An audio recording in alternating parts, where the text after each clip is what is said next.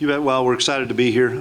Thanks to the Florida Citrus Sports Organization, Steve Hogan, for the invite to come to play in a great bowl game against a great opponent in North Carolina State. I know our guys are extremely excited about the opportunity. K-State's never been to Florida before for a bowl game, and it's a lot better than being in Manhattan with the weather. We had some snow last night there, I understand, and so the guys had a little sunshine. Sun came out yesterday, which was nice.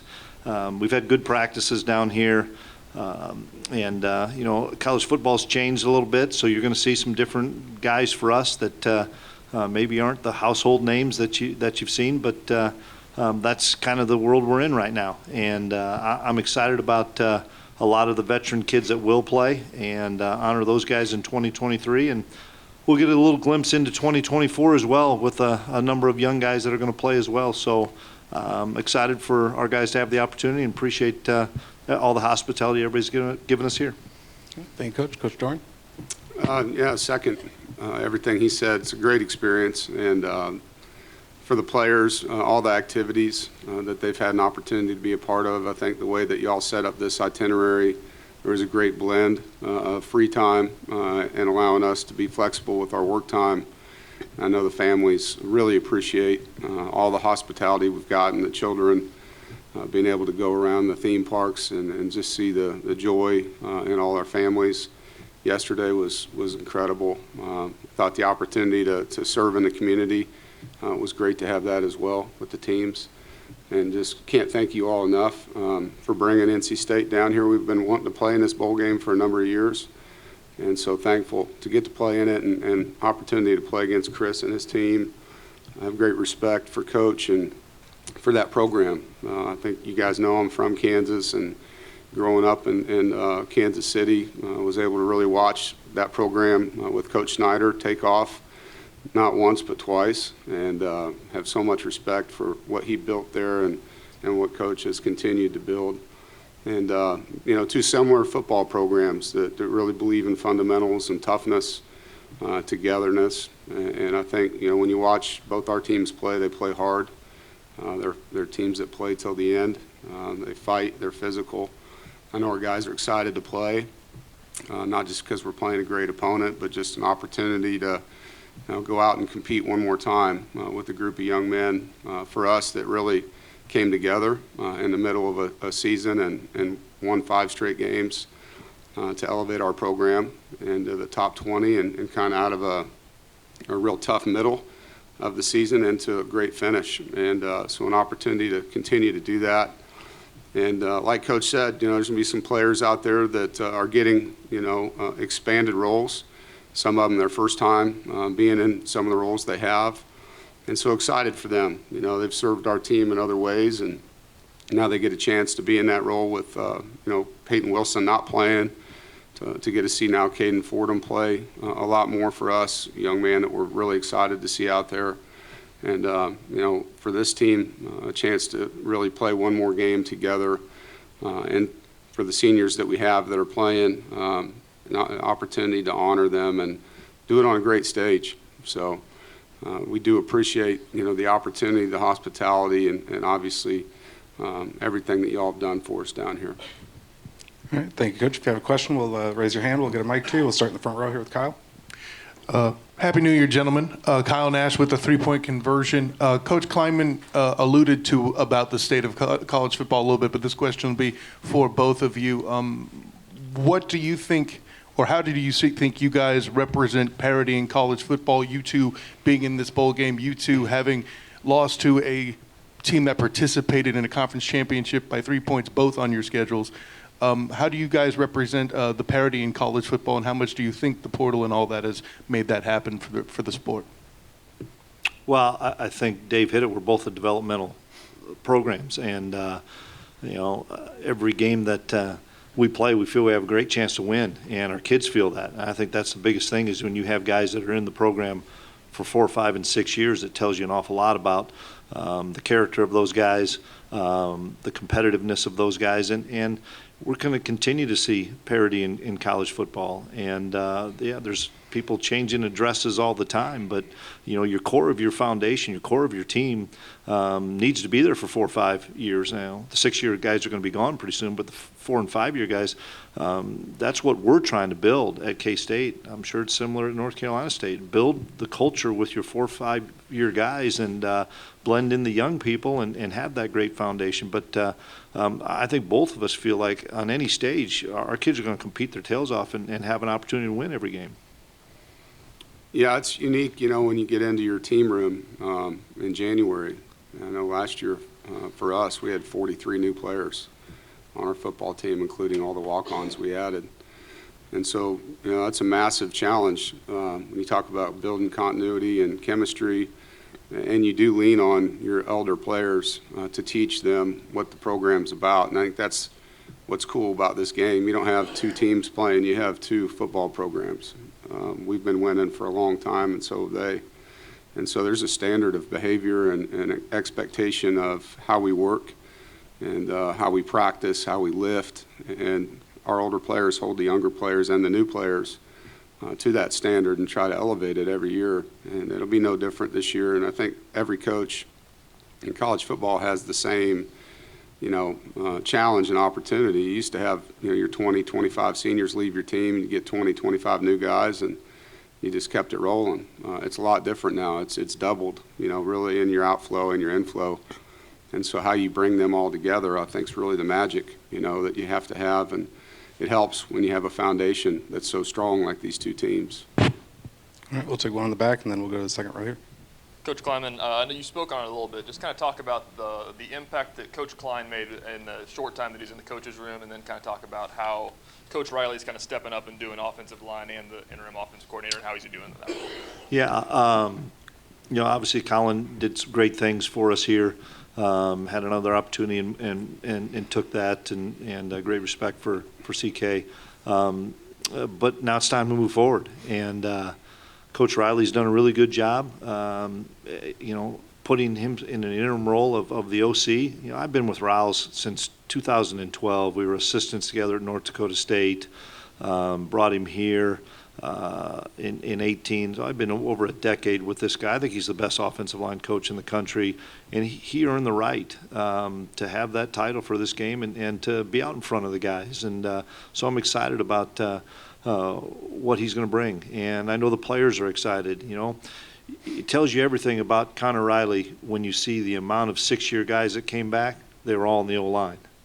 We had Seth, and we had a couple other guys in Daniel Green, but most of those guys were O-linemen. That tells you everything you need to know about Connor, and so excited for his opportunity. Another one for you, Chris. What would you say now that bowl prep is just about over? What's impressed you most about the way Avery's handled his situation going into his first start? The fact that there's not a quarterback coach really in the room. There's some people that are really helping him, and he's very calm. Everybody knows he's a competitor, but his leadership has really taken off, and it's neat to watch him interact with some of the older wide receivers and O-linemen, and they believe in him. We believe in him. We trust him. He's going to make some mistakes. He's a young player, but he's going to make some splash plays just like he did this year. And I'm excited for his opportunity because he's earned the opportunity. He played a lot of football for us this year and played on some big stages. And so now he's just getting that chance to start and do it. Now, he did start one game. We played 2 quarterbacks in one game to start the game.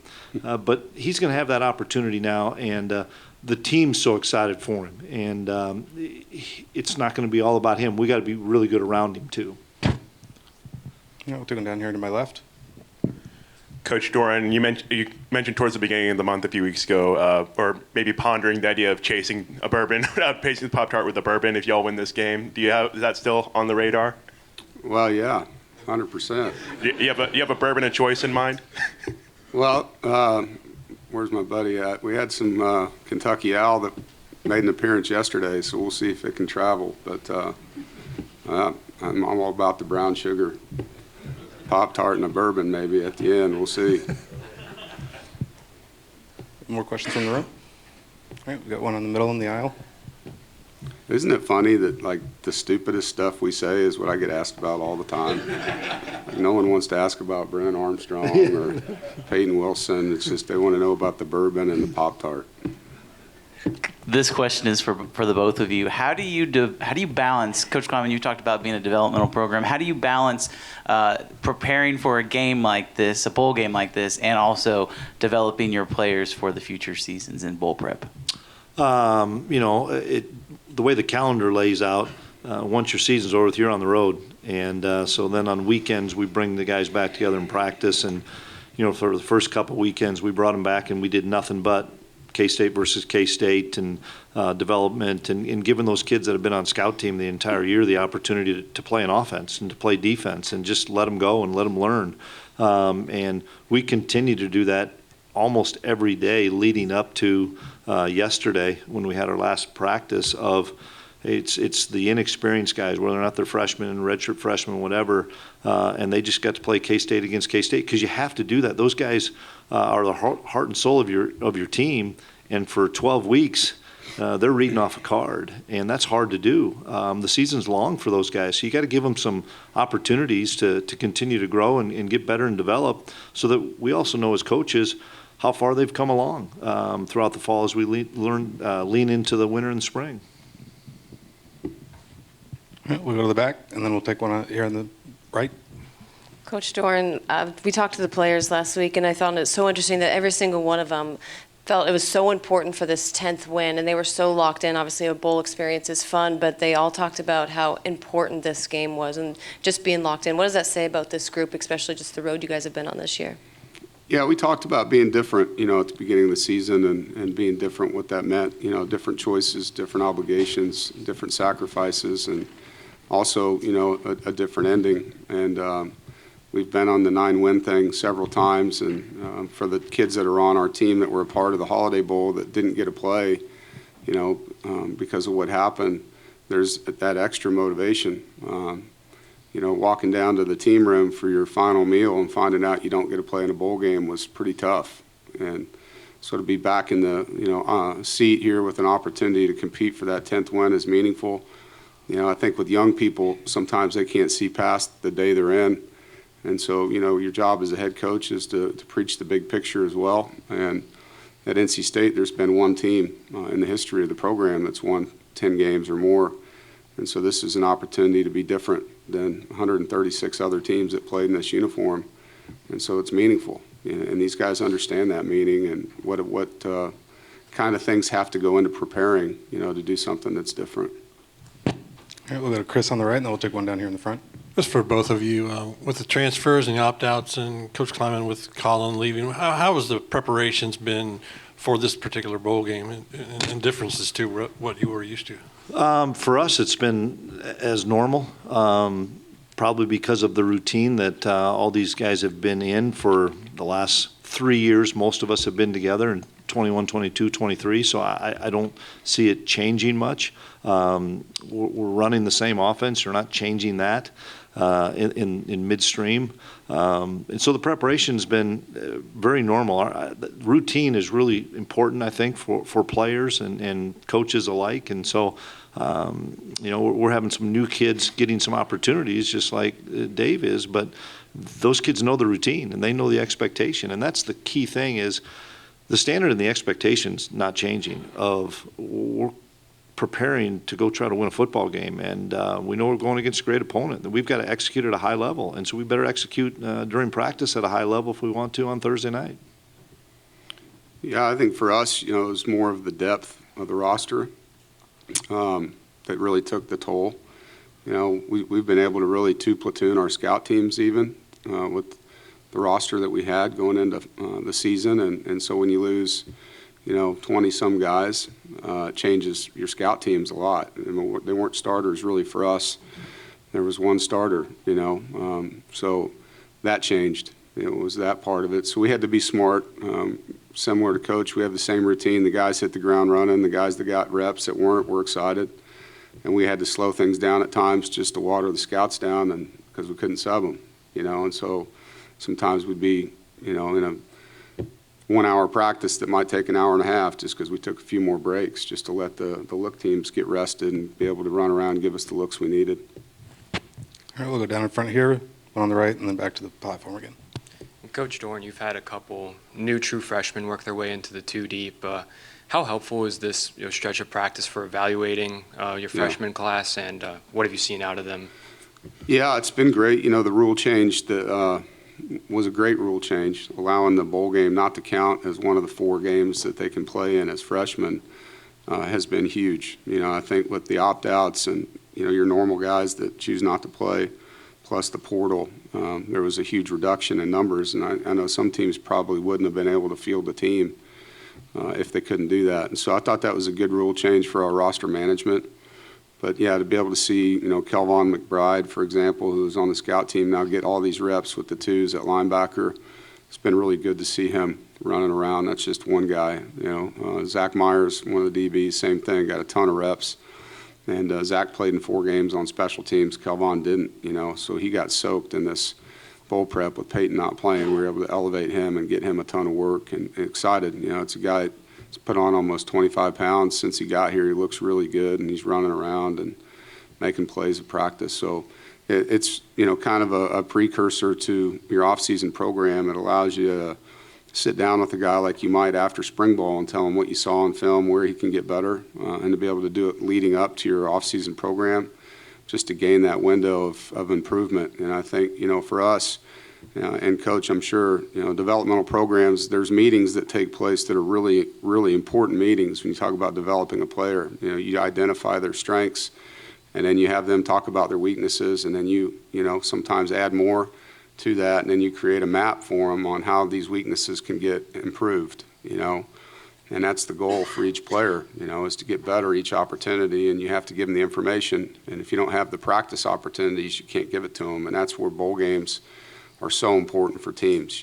Teams that don't go to bowls have a major disadvantage, in my opinion, when it comes to the development of the roster. All right, we'll go to the right, and then back to Shane. I got one question for both of you. For Chris, without Ben and Phil out there, it seems like there will be quite a few new targets available for receivers. Can you tell us if there's anybody you're really looking forward to getting that opportunity there? And then for Dave, after Chris is done, I was wondering if you could rack your brain and tell me if there's any one memory you have of a game when you've been on the other side playing against Kansas State that kind of stands out in your mind. Well, we're excited about Garrett Oakley. I mean, Oaks had a really good season. Behind Ben as a backup tight end. He was injured early on in the season and has really come on. Big athletic guy that can really run, and he's a redshirt freshman, and really excited about him. Swanee will play more plays. Will Swanson will play more. And then, it's allowed us to probably move Jace into the slot a little bit more for Phil.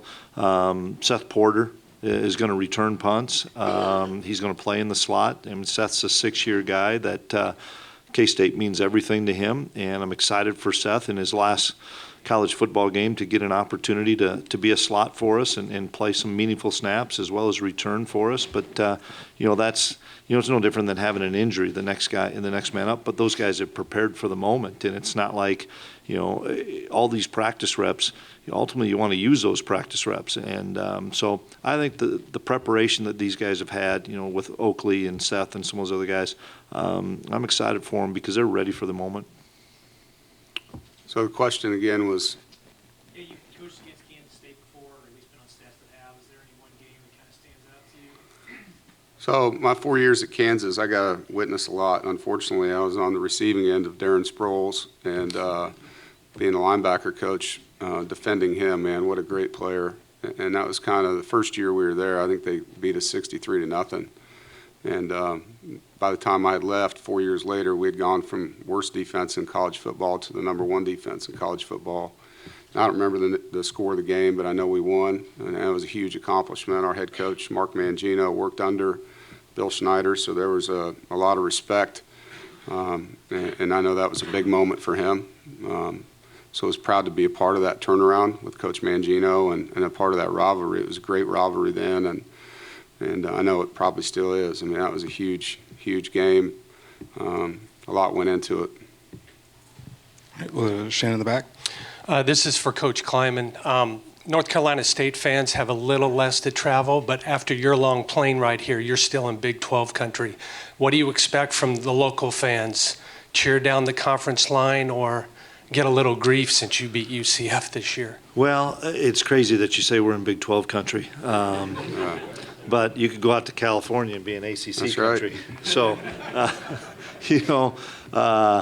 it's the landscape of college football. I look at it, and there's two really good football teams that consistency is what I think of when I think of Kansas State and North Carolina State, and probably underrated, probably not recognized enough about what the programs have been able to do and sustain. And that's the biggest challenge in college football right now, is sustaining success with all the things that we've been talking about. And so, no, I'm excited. I know that K-State fans will travel. I know it's a closer trip for NC State, but K-State fans will travel, and it's going to be a loud and fun environment. All right, we'll take one here on the aisle, and we'll go to the back again, and down in front. That's probably all we have time for. Coach Klieman, I know a lot of the fifth year, sixth year guys. How do you just kind of keep the emotions in check, right? Some of their last games, some might go on to the NFL. How do you, as a coach and other players, just try to keep those emotions in check, obviously knowing what's on the line? Yeah, it happens like this every year, with emotions in check, like it was the last couple of years we had with Skylar Thompson, and last year with Deuce Vaughn, and this year there's another crew, and I'm enjoying that time. I've had more fun on this trip with those offensive linemen. I mean, BB and I have given each other more grief. Gilly and I have had a blast on things. KT had a great message to our team yesterday. Watching him grow from when I first got here, and he was a red shirt, and he'd tell you he was a knucklehead. And that guy is a grown man and a very mature guy, and sets the example for all of our younger guys to live up to now. And so I'm taking it all in. I'm enjoying the heck out of those guys because they're why we're here. You think of where we were as a program after the pandemic, and it was a tough year. 2020 for a K-State fan wasn't a whole lot of fun. And they changed the culture in that locker room beginning in 2021. And, we won a Big 12 championship last year and won 10 games with those guys. And that's why it's so important for us to honor those guys Thursday night by going out there and playing our tails off and trying to get a big win for those guys playing their last game, because they've given so much to K-State. All right, we'll go to the back, and then we'll wrap up front. For both coaches, both teams win so many games. Just kind of briefly talk about what it is that the other team does so well, and what's the biggest thing that you've learned doing your homework on the other team. Well, our defensive staffs have been together. They did some clinicking together as recently as last year, so I think there's a little bit of familiarity on both sides. Physical defenses, guys will run and hit you. On their defense, they are very athletic. You don't get explosive plays on these guys. So we're going to have our hands full in that respect of just trying to sustain drives.